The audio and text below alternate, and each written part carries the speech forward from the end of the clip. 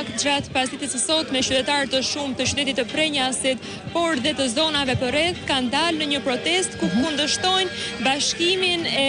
Prenjasit me qytetin e Librazhdit dhe duke e kthyer Prenjasin në një njësi administrative. Në fakt, nga intervistat që kam pasur mundësinë dhe nga komunikimi me qytetarët e Prenjasit, ata ja vënë fajin gjithashtu dhe deputetit Tauland Balla, ku sipas tyre vështirëson mjaftueshëm jetesën.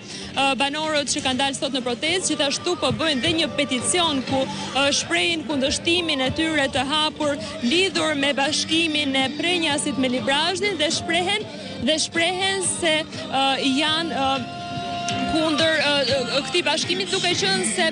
pagat dhe të ardhurat që ata marrin nuk u mundësojnë gjithashtu dhe udhëtimin drejt Prenjasit për të marrë të paktën dhe thuajse dhe një firmë në bashkinë e Librazhdit. Banorët shprehin gjithashtu se kanë kulturë të ndryshme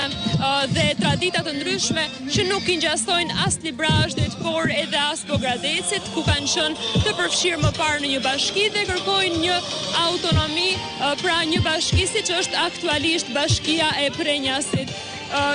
Siç duket mjaft qartë dhe nga pamjet, pjesëmarrja e banorëve të Prenjasit ditës së sotme në këtë protestë është e madhe dhe këta të fundit janë absolutisht kundër bashkimit dhe kthimit të Prenjasit në një njësi administrative të Bashkisë të Librazhdit. Margarita, të falenderoj shumë, do të kemi natyrisht informacione, po Andi? Prandaj ka vlerë protesta të tjera.